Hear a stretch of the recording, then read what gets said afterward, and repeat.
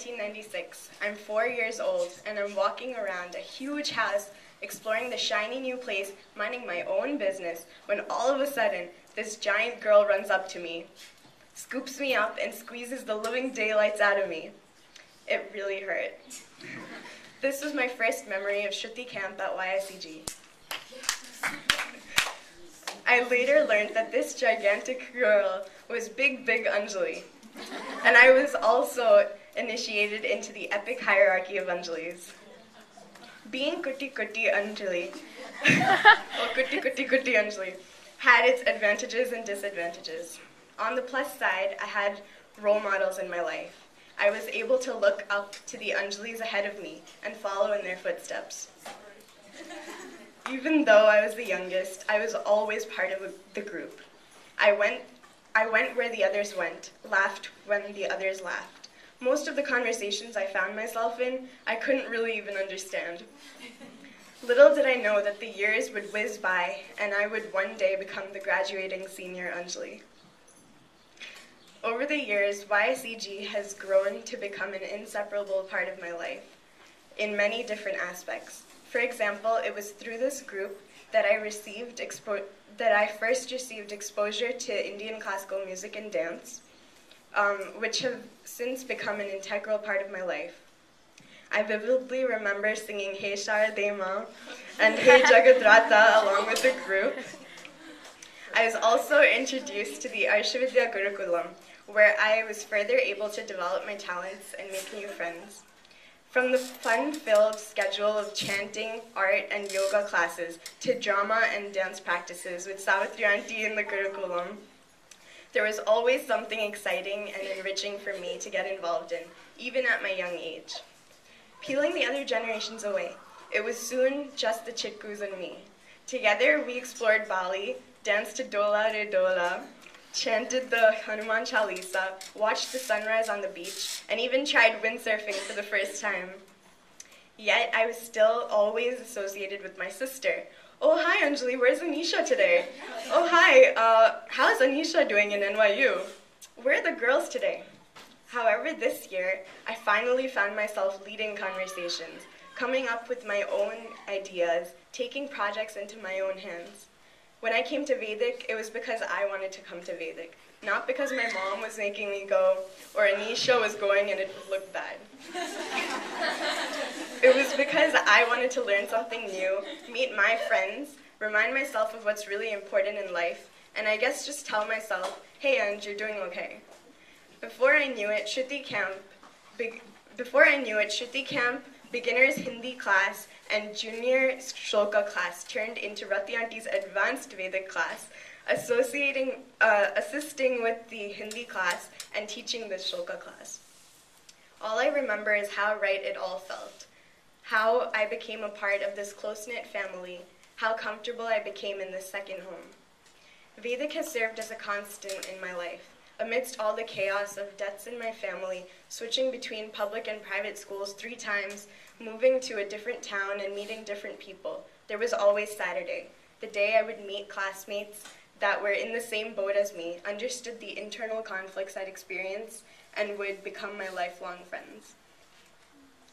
Many of these conflicts stemmed from the constant struggle I faced in trying to find a balance between my Hindu roots and my American lifestyle. When I was young, I was raised as a Hindu by my mom, but I didn't really understand what this meant.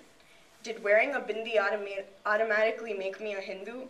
Was I a vegetarian because of my religion? If I lied, cheated on a test, or stole a pencil, was I not going to attain moksha? I needed a way to take the vague ideas I had about Hinduism and turn them into concrete applications to my daily life. Vedic gave me a place to voice these questions I had and a chance to interact with other children who had these concerns. In class, I would discuss a wide spectrum of topics ranging from ideas such as judgment, controlling emotions, anger, jealousy, relationships, and stress, to more general controversies such as abortion. There have been days where I felt like Rati Auntie could read right through me.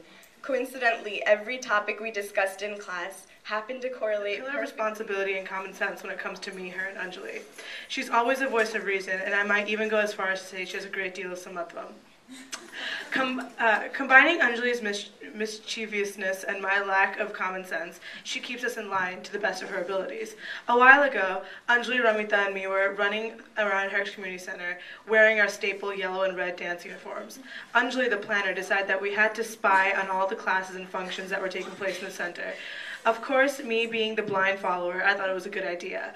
And just like all of Anjali's ideas are good,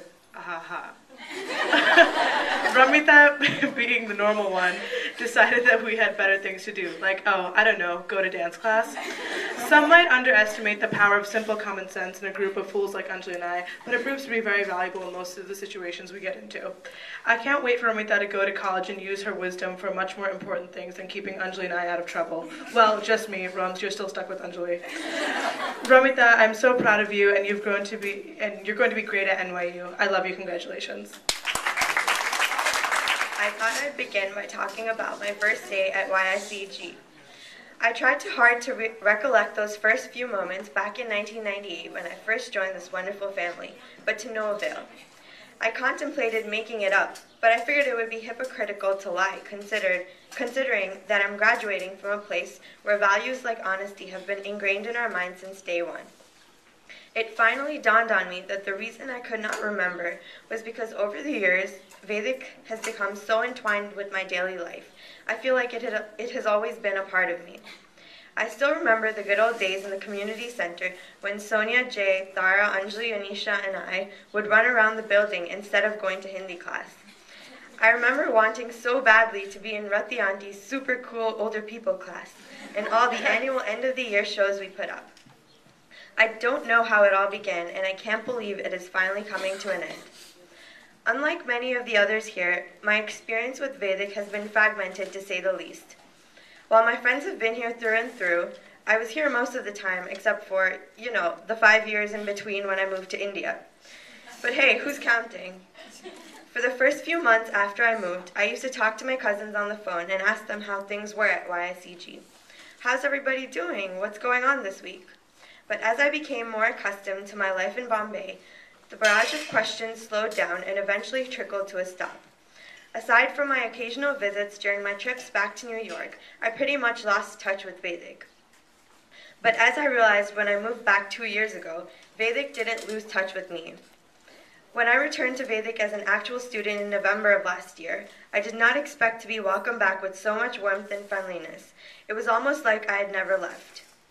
Even in the short amount of time I have been a part of Rati Auntie's class, I have learned more valuable lessons than in all my years of regular school.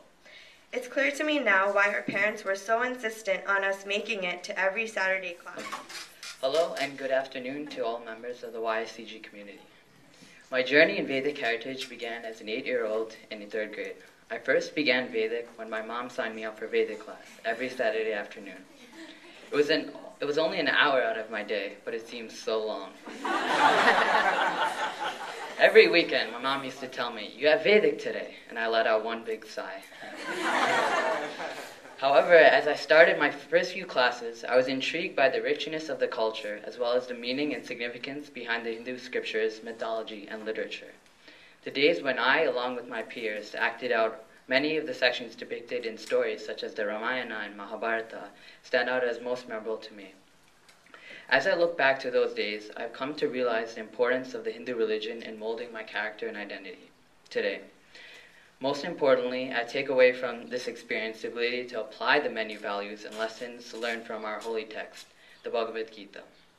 Over the years, it has served as a text in which I've been able to connect and relate to as well.